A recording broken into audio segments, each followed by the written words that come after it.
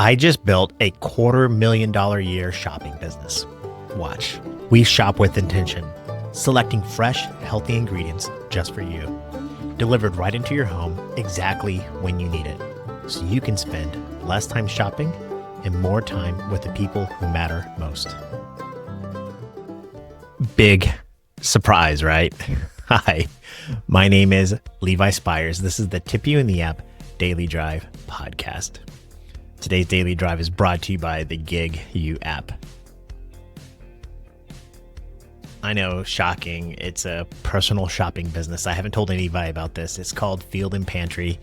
And basically for $300 or $500 a month, I will do all of your personal grocery shopping for you. In this podcast, I'll run down the entire business for you and kind of hopefully help you, show you how to do this, and also inspire you to do something very similar. Let me read some of the details of the business. We shop with intention, selecting fresh and healthy ingredients. It's delivered right into your home. So this is a business built on trust.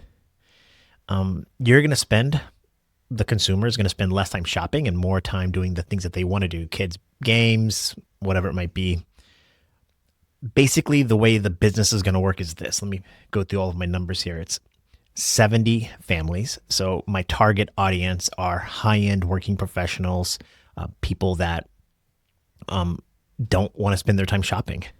So they're going to spend $299 for just the groceries delivered, $500 for more like white glove where I restock their shelves in their kitchen.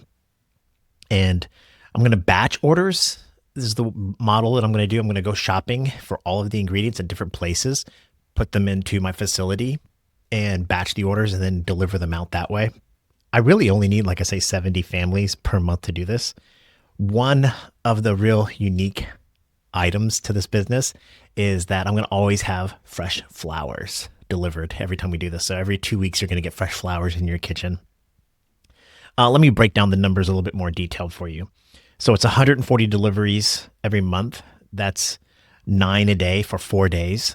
So if it's a 5-day-a-week business, 4 days are going to be spent shopping and delivering. 1 day is going to be on business operations like marketing, accounting, et cetera, things like that.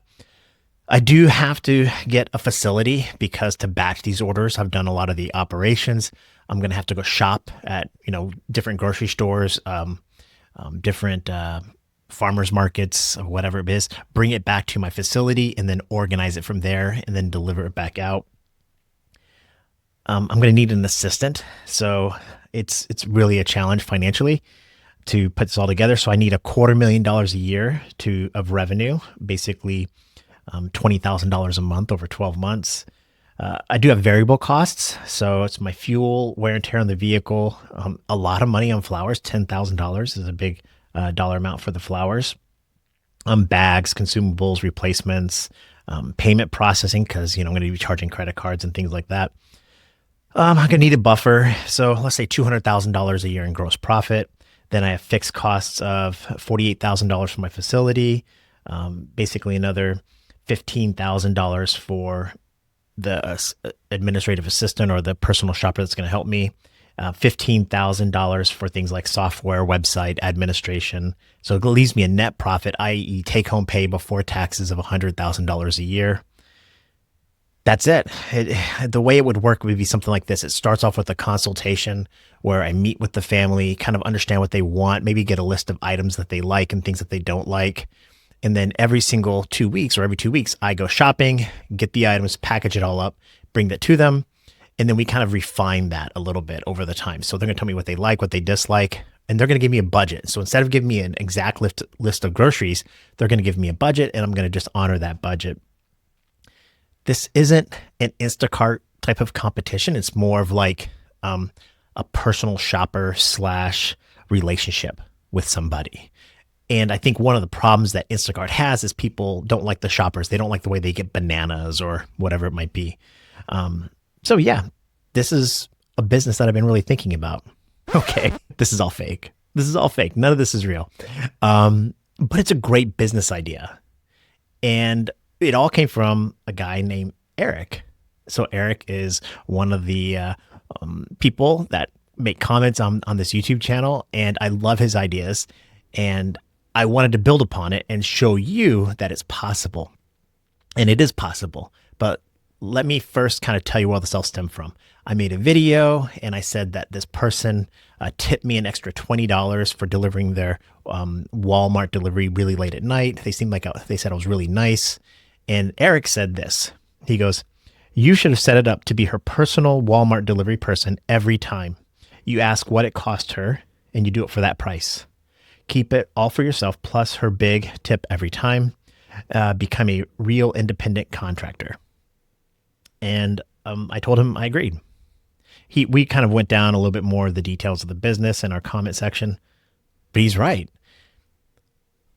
One of the things that's great about being an Uber driver, DoorDash, or anything else like that, you start to notice the people that might use this service on a regular basis. And when it comes to Uber driving, a lot of times drivers will say, flip that person into a private client. And then you can set up a private rideshare business, chauffeur type of business. You can do delivery like what Eric said. So this morning I sat down and created all this fake business idea of being a personal shopper. And while the numbers and the pricing and all this kind of stuff could be ironed out, I think it's legit. I think it could operate and be a profitable business better than you would make as an Instacart shopper. I mean, how many Instacart shoppers do you know making $100,000 a year after all their expenses? I don't know, probably not too many. It would be hard. And I think the biggest barrier that you're probably thinking is finding 70 some odd families willing to pay $300 to $500 a month. But I think that's the fun part about this, is setting up the business objectives and kind of meeting that. I showed my wife this and she had the same kind of pushback. She was like, well, who's going to pay that kind of money? Well, I know people, and you probably know people that make $500,000, if not more, a year. And maybe it's dual income parents. They have children, 2, 3, 4 children, and they're just really busy. And they don't have time to go to Costco and Wegmans and Walmart and wherever else, the farmer's market, to buy all these goods on a regular basis. They're willing to pay a premium price for that. Let's envision people like that are lawyers or doctors, something like that. Now, how do you sell to lawyers or doctors? You could, do social media, Facebook, or whatever else. I think the real innovative way to do this, and you could do this for a private ride business too. Go directly to the business. Imagine going to a hospital and pitching it as like, hey, I'll do this service and you give it to your top doctors as an employee benefit. So it doesn't cost the doctor anything. The doctor just says, oh, wow, I'm saving time, because doctors are busy. They're on call for surgeries or whatever it might be. And the hospital can say, hey, we know we're paying you $750,000 a year to do brain surgery. I don't know. And you're really busy and we want to maximize your off work time. So instead of shopping, we're going to pay for this premium service just for you. And you're going to get this. So you can imagine law firms, hospitals, I don't know, there's public finance company, whatever it might be, companies that want their employees when they're off work to really, really relax, to get that benefit. And they would do that. Now, I've only spent 2 hours daydreaming, creating, fake videos about this. It would have to be ironed out, this business. Maybe $299 is not the right price. Maybe the right price is $150. Maybe it's 100 shopping customers. But I'm not going to do this. And I'm not going to do the private ride business either. The reason why, let me give you 3 reasons why it's not a good fit for me. And I understand why people want to flip. You go to the airport as an Uber driver and you're going to get paid $50 or whatever. Then you find out the passenger paid $100 and you're going to want to flip that person into a private ride for that one instance. Let's say I'll charge you $80, you save $20, and I make an extra $30. First, it's a violation of Uber's terms of service. So that's a really bad idea. And then what's an extra $30? It's nothing. I mean, don't get me wrong. I see a $30 surge. I get really excited. But in the grand scheme of your life and in my life, an additional $30 violating Uber's terms of service, potentially giving a ride off app without insurance could be really life-changing in a negative way. Is it really worth $30 to take that risk? I'm not justifying Uber's $100 price and your $50 payment or whatever it might be. I'm just saying it's not worth it. So if you really want to get into this business of doing private rides or private delivery, shopping service, whatever it might be, actually scope out a real business and find a way to grow it from there. And that's kind of what I did this morning. But why this isn't a good fit for me. Everybody's always telling me, Levi, flip these people into private rides. And well, I look at Uber probably the way a lot of people do. It's gig work. It's good gig work, but it's gig work. Now, for me, I look at Uber and I think to myself, the first thing is, if I were to Uber drive for 50, 60, 70 hours a week, and that was the only thing I did to pay the bills, how much money would I earn? I'd probably, after expenses, somewhere between $1,300 to $1,700 a week. And let's just say $1,500 a week in profitability, give or take.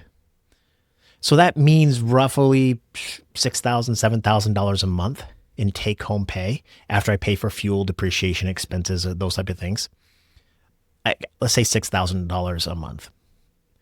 That is basically what I need to keep my personal living expenses under. Let's say I don't have any other way to make any other money, and I got to pay the mortgage, I got to pay the insurances, whatever it might be, the light bill. I need to come home with $6,000 in cash every single month.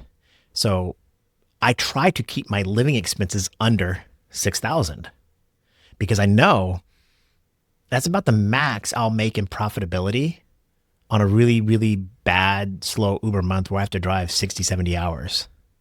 But I can do it. So rule number one with me when it comes to Uber driving is just like my fallback position, my Alamo. That's the way I look at Uber driving. That's the way I look at Lyft or DoorDash, any of these other. They're kind of like my Alamo, my worst case scenario. I got to pay the bills. I have no other income coming in. That's what Uber is to me. Now, how do I actually use it day to day though? Week to week, month to month, is I use it to fill the gaps because I do have other income. This YouTube channel makes money. I'm a consultant. I do other things to make money. I've even tried setting up a private ride business, and that was going to be maybe another full-time job. Didn't work out. Another video for another day. But I go out and I Uber drive as a way to fill the gaps. So let's pretend for a moment here. This week, I'm going to make $1,000 as a consultant. Well, I still need another $1,000 or $500 to pay the bills this week. Well, I'll go out and Uber drive enough to make $500. That's the second way I look at Uber. So the first way is kind of like my Alamo, my fallback position. My second way is to fill the gaps of my household income.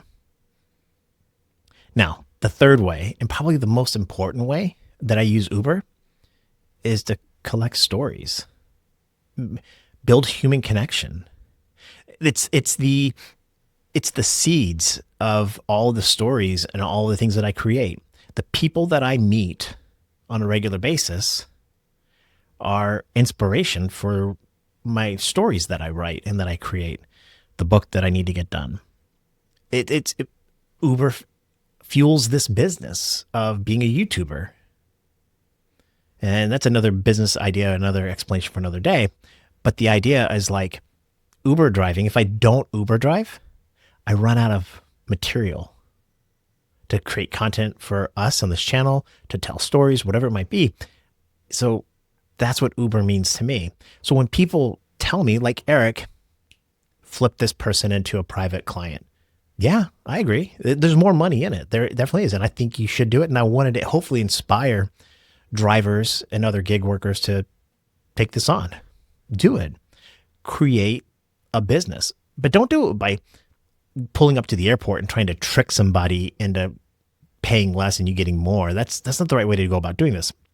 The right way to go about doing it is sitting down and writing out a real business. And it's hard. And I've done it many, many times. I've been an entrepreneur for many years now in my life. So it's easy for me to sit down and create a spreadsheet and make a logo and, a business plan and start to execute. But I encourage you to do it for yourself, for your family. I'm not saying you have to do Uber or DoorDash or Instacart the way that I do it, but that's why I don't flip clients into private clients. That's why I'm not going to take that Walmart delivery. While it was great to get a $20 tip and probably maybe a person that's going to pay me $100+ a month just to go and do their Walmart shopping, I don't know, whatever they pay. I just don't want to do it. It takes me away from the game that I really, really want to play, which I want to be a creator. I want to be an artist. The reason why I left my job to be an Uber driver wasn't to create a transportation company. I mean, that's fine, but that's not inspiring to me. I want to be a writer. I want to be an artist. I want to be a creator. That's what motivates me. So Uber is great, and I like the money, but I'm trying not to let that guide my actual day-to-day work. It fills the gaps. I know what my Alamo is. I know what my baseline is, and I can't exceed that. And sometimes I do exceed that by a lot as an artist and as a creator. Sometimes I don't. So I've got Uber, and that's where I sit. But taking Uber's business and making it my business as a full-time driver or shopper or whatever it might be, that's not the place I want to live my life. So hopefully you take away from this video a couple of things. Number one, you can do it. You can create this business. I think Eric's idea for a personal shopping business is really, really good because there's very little risk. Imagine instead of my pricing for luxury type of grocery shopping, doing something a little bit more simple, but you could probably make $500 to $1,000 a week being a personal shopper pretty quickly. And that would be really good. That's a really good business idea. And each one of us is going to execute a little bit different. I went high-end luxury with like burlap sacks and that kind of game because that's what I want to do. Maybe you're just really good at shopping and finding discounts. And so you're going to do their personal shopping, but you're going to, if they were going to spend $200 and you save them $50, you get to keep the profit through your couponing. Maybe that's the way to do it. There's a lot of ways to do it. One of the things my wife said is like, well, that business already exists. Yeah, every business and every idea already exists. In the Bible, it's like everything under the sun's already been created. You're just going to put your own little spin on it and your own little way of delivering that value. I think it's a great way to do it. If you want to be a personal shopper, if you want to be a full-time chauffeur type of driver, that's great. Go do it. Avoid the knick-knack stuff though. Avoid trying to hustle $20 out of somebody because you're just going to get kicked off the app. You're just going to lose your privileges. And is it really worth $20? Is it really worth $200? Whatever the number is it really worth it? I don't think so. But find that thing, whether it's being a YouTuber and a creator like me, or a professional golfer, going to law school at night, whatever it is, find that thing so you're not dependent on Uber, Lyft, or DoorDash or these, because they're just apps. They're just algorithms, and they will kick you off the platform. They're going to continue to pay us less and less and less, and we got to be careful about depending upon it. Now, and that word depend there's a lot of ways to look at it, but when I say depend, I just mean like, if Uber went away, I'm going to be a Lyft driver. If Lyft went away, I'm going to be a DoorDasher. But to me, it's like, that's like my bare minimum. But what I want to focus my mental energy on when I go out for a walk, or I sit down on my computer and work, or if I'm driving with a passenger, my mind is toward the art, the things I want to create. My mind's on you guys. I'm thinking like, what kind of content can I create to help my fellow driver? That's where my mind's at, because that's what inspires me. That's what gets me up in the morning, not making an extra $50 on a ride because I can hustle somebody at the airport. That's such a bad idea. So I think Eric, you're one of the people that I really look forward to when you comment on the videos. All of you, I really do look forward to all of your comments and I read them all. I try to engage with them all. Sometimes you get snarky, Levi. When you snark at me, I'm going to snark back at you. But yeah, I think Eric's right. Do it. Don't be stuck in the Uber world. But Eric's solution isn't my solution. And my solution isn't your solution. We all have to find our own little thing. And I hope you find yours. I really, really do. Well, drivers, for 2026, I want you to be happy with the gig. Sometimes it's frustrating. A lot of times it's really frustrating, right? The way the apps treat us, it can be extreme. Or the passengers or whatever, traffic, it can be frustrating. But find that little spark, that thing, the reason why you decided to do this. Go back to that, whether it's a couple $100 a week, or you like meeting passengers, or you're on retirement, you're just trying to get out of the house, whatever it might, and find that thing and turn that into joy. That's what I try to do. Be happy. I want you to be safe. I want you to be healthy. I want you to be happy. I want you to enjoy the ride. I want you to make as much money as possible. I really, truly do. My name is Levi Spires. Thank you so much for watching. Bye.